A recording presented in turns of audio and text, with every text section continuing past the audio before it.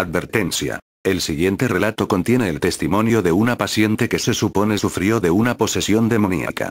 El autor advierte que el continuar leyendo puede producir un contacto no deseado con fuerzas desconocidas. Sugiere que los que lean reciten la oración de protección que se encuentra en la última página del expediente. Tonterías. Exclamó Micaela, estudiante de último año de psiquiatría, y quitó la pequeña nota escrita a mano que se encontraba pegada en la tapa de la carpeta que sostenía en sus manos. Si no creo en Dios, mucho menos en el diablo. Dio una rápida mirada a su alrededor antes de continuar leyendo. Estaba sola, todo a su alrededor no era más que silencio, un silencio apremiante que parecía oprimir a quien se atreviera a entrar en aquel débilmente iluminado sótano del Instituto para Enfermos Mentales. Cajas llenas con expedientes e historiales clínicos de pacientes del manicomio se podían ver apiladas de forma ordenada en estantes alrededor de las paredes. Sobre un pequeño escritorio, casi sepultado por una montaña de papeles, la futura doctora acababa de encontrar finalmente, y después de mucho buscar, un caso que le serviría para su tesis de grado y que había logrado despertar su curiosidad. Paciente. Rebecca Weisbridge. Edad. 16 años. Familiares. Gerald Weisbridge, padre. Actualmente en prisión por cargos de violación, incesto y asesinato. Anna Blomeyer, madre. Fallecida. Murió al dar a luz a la menor de sus hijas. Marianne Weisbridge, hermana. Asesinada. Fue encontrada muerta, desangrada en la cajuela del auto de su padre. Diagnóstico. Trastorno de personalidad múltiple, esquizofrenia, epilepsia, síndromes neurológicos tangibles. Poseída por el demonio. Dr. Christian M. Goldbeck. Observaciones. Duerme en el suelo, come arañas, moscas, tierra y bebe su propia orina. Grita en su habitación por horas hasta que escupe sangre, rompe crucifijos, cuadros de Jesús, se rasga la ropa. A continuación una transcripción de la última entrevista realizada a la paciente por el Dr. Goldbeck. Al día siguiente esta se suicidó ahorcándose con las sábanas de su cama. Vaya. Este parece ser un caso interesante, se dijo al observar las aclaraciones escritas a mano y continuó leyendo el informe. Todo comenzó cuando mi hermanita menor me confesó un terrible secreto. Creo que mi habitación está embrujada, me dijo. Por las noches siento que me visita una presencia maligna, me observa mientras duermo, me domina, y me lastima. Si me hubieran preguntado en ese entonces si creía que algo así pudiera pasar, no, ni en 1.000.000 de años. ¿Eso quiere decir que ahora crees en fantasmas, Rebecca? Oh no, no era un fantasma, doctor. Estaba consciente de que era algo mucho peor, algo diabólico. Todo fue empeorando, las cosas con mi hermana se pusieron muy feas. Te advierto, no deberías continuar leyendo esto. Dime, ¿qué pasó con ella? Días antes de su muerte, Marianne murmuraba por toda la casa que los demonios la seguían. Esto hacía que hasta mi padre la evitara, todos se alejaban de ella, excepto yo. Siempre me gritaba que la dejara sola, pero nunca lo hice, era mi hermanita pequeña, y además. ¿Sí? Yo no le creía.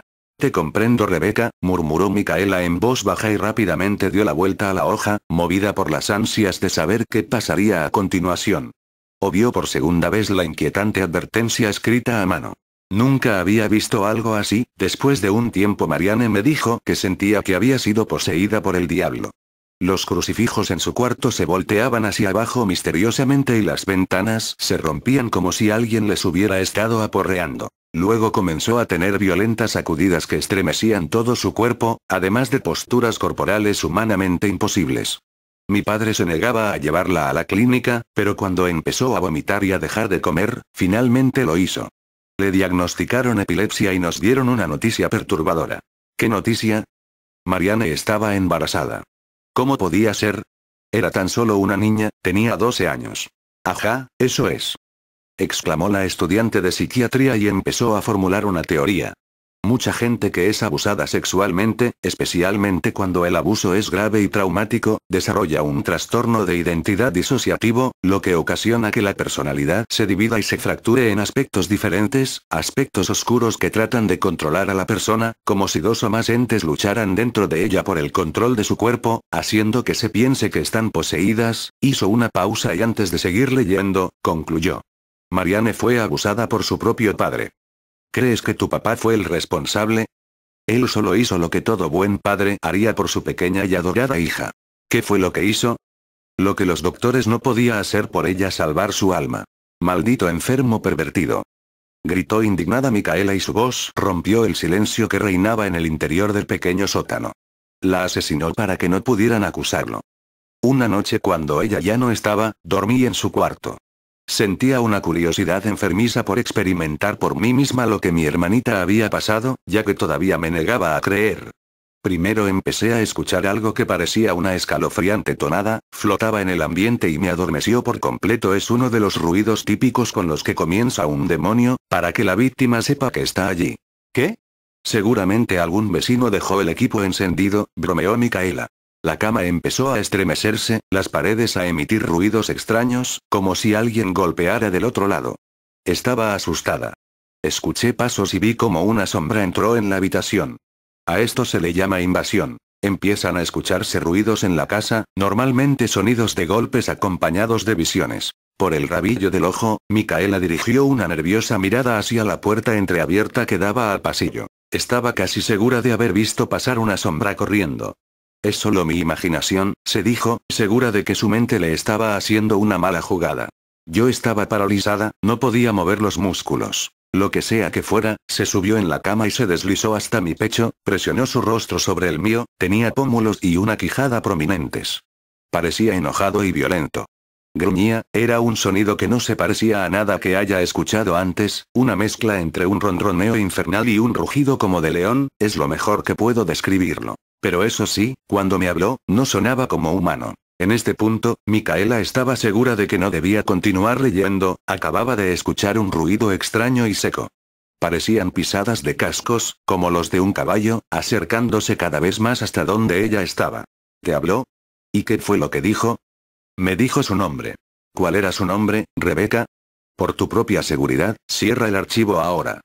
Doctor, estoy asustada, no quiero continuar con esto, estoy viendo cosas horribles. Son solo alucinaciones, vamos, haz un esfuerzo. Necesito toda la información que puedas darme para poder ayudarte.